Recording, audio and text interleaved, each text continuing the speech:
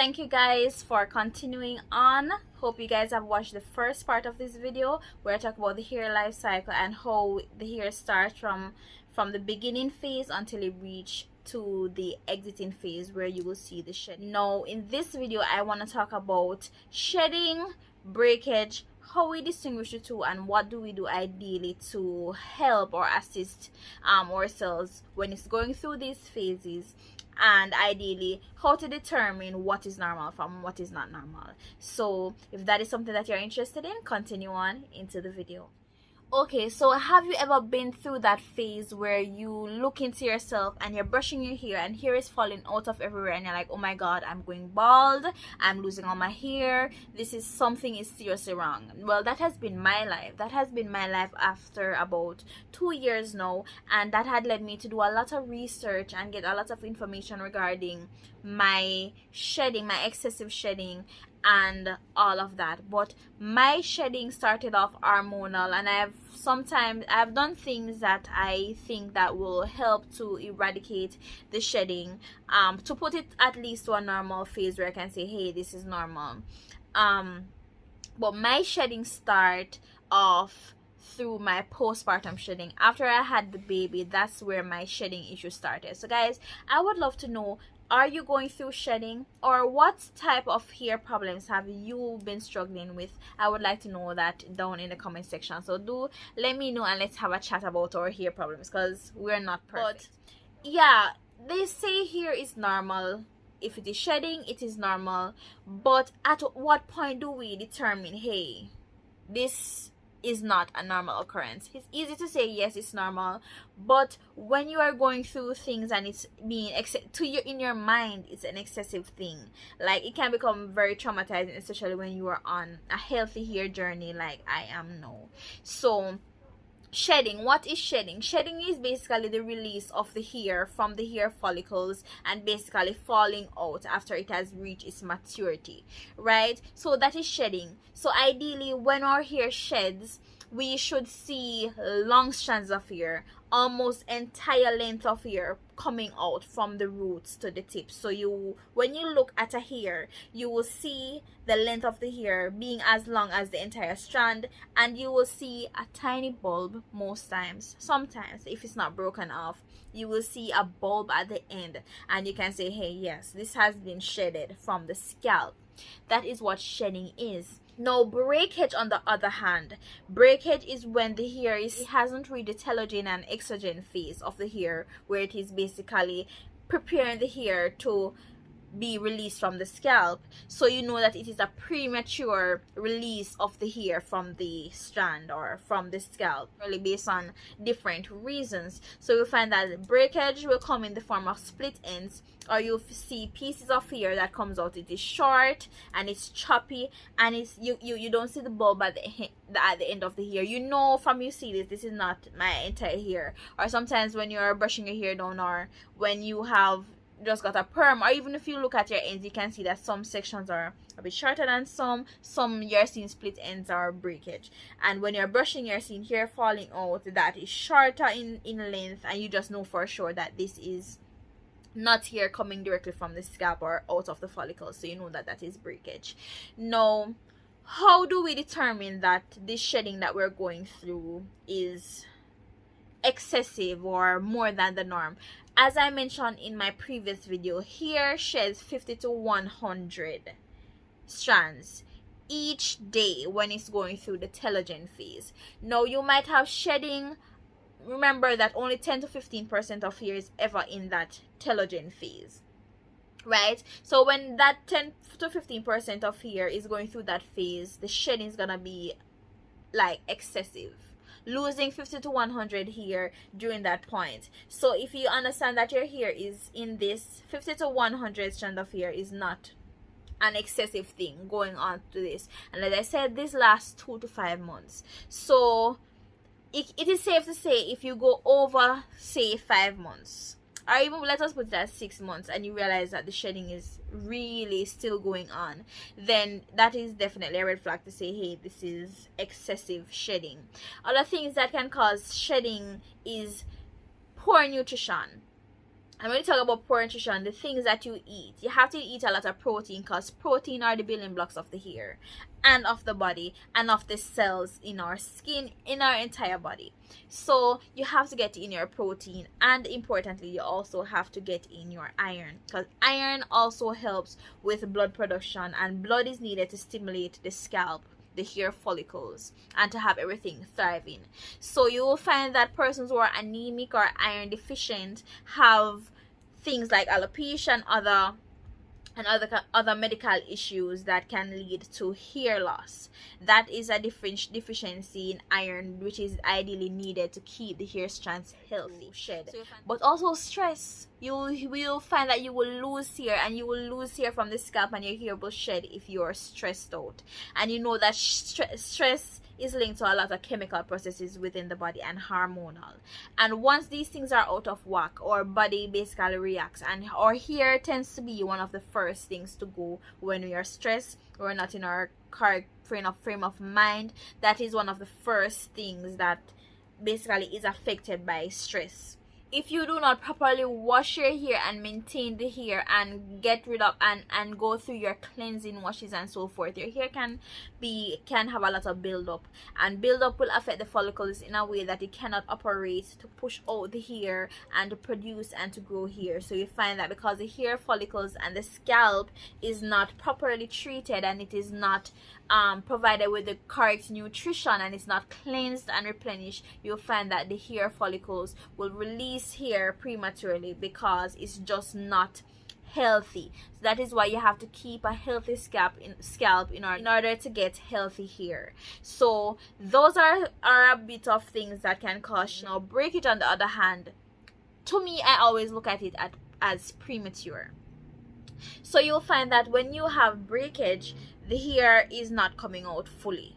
It's being snagged off, it's being pulled off, it is being ripped out for whatever reason. So we know that we can receive breakage if we are constantly having our hair out, rubbing on our shoulders, on the cotton fibers and all of that of our clothing. When we're sleeping, our hair can be snagged, or ends especially, which is the most fragile part of the hair, are at risk when we constantly have our hair down and not protected. Too overcombing and too much manipulation, we know this. If you manipulate your hair too much, you comb your hair too much, you brush your hair too much, you are at risk of pulling out the hair and breaking the hair. And that is because the hair is naturally very fragile, and especially when you have finer hair, you will have to know that you have to protect your hair. And protective styling and low manipulation are ideally my best friend and a lot of person's best friends when it comes on to retaining your length and maintaining your hair. So the less that you do with your hair, the less that you touch your hair or brush your hair or comb your hair, the better it is. So you find that since my hair journey, I haven't been using, I switch on my type of comb, which means I always use big wide tooth combs in my hair. Small bristle brush are used very rarely, only when I want to kind of do a ponytail, I want to brush it down and all of that and make it very neat and nice. I would use that, but I don't use that to touch my ends at all. So you have to know that your styling tools that you're using won't snag on your hair and all of that to cause the breakage. Breakage can also be caused from even our relaxers that we love so much, the creamy crack. We can also experience breakage from this because you know that your hair has gotten rid of much of the protein that is in the hair, the protein and the keratin that is already made in the hair. So when you go through your chemical processes and your relaxers, basically you had break down the protein, which are like the building blocks of the hair that gives the hair the strength. Putting chemicals in your hair, you are at risk of breaking your hair if you do not properly treat it. And that is where another thing that causes breakage, which is not balancing the protein in your hair and moisture. So if you do not replenish the protein from your chemical process and you have not replenish that with the protein that it needs through your protein treatment, your keratin treatments and so forth, breakage can also be caused from that. So you have to ensure that you get your protein treatments in. And also, not only are you getting protein treatments in, another reason why your hair will break is if you do not maintain a good protein moisture balance. I had a video on this, but I think I'm gonna do another video on this because that video wasn't specifically on this and probably persons did not get to see that point. So I'm gonna probably re-upload that part of the video. I'm gonna do another video where I break down understanding when your hair needs protein versus moisture and balancing both of them. So basically, if you don't balance protein and moisture, then your hair will be in a vulnerable state. I find that person's hair who lacks moisture is going to be more dry and it's going to be more brittle. Dry hair will break with manipulation, no doubt about it.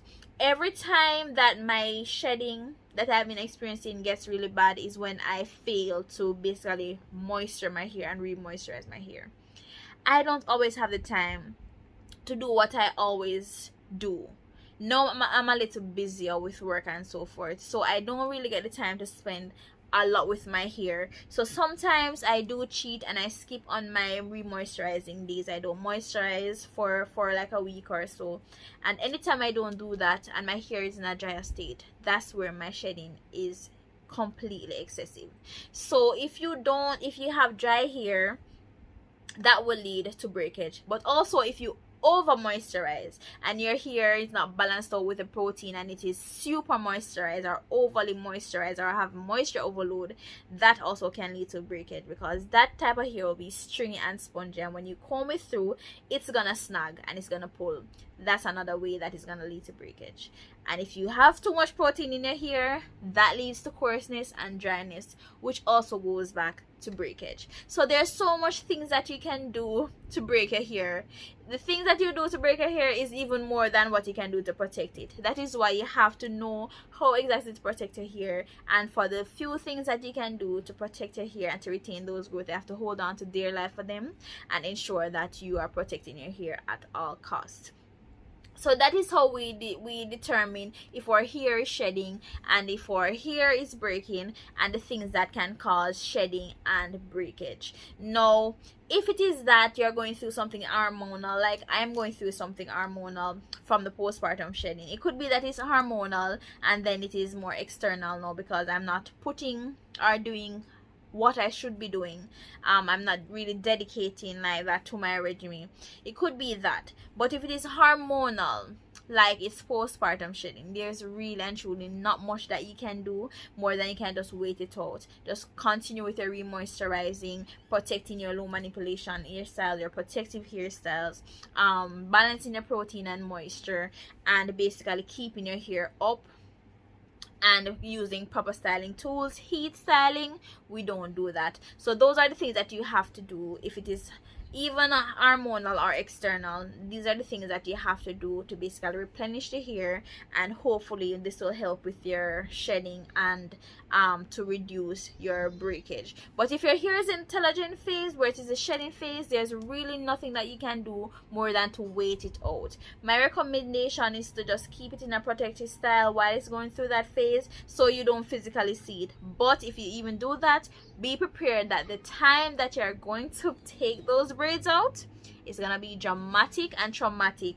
to see the amount of hair that you're gonna lose. It's completely normal, but the fact that you had waited so long to brush your hair, comb your hair, you're gonna see it. So don't trip too much if you can definitely determine if it's that your hair is shedding versus if it is breaking. And if it is excessive, you can go ahead and use the tip that I have given you to basically remedy those issues that you are having.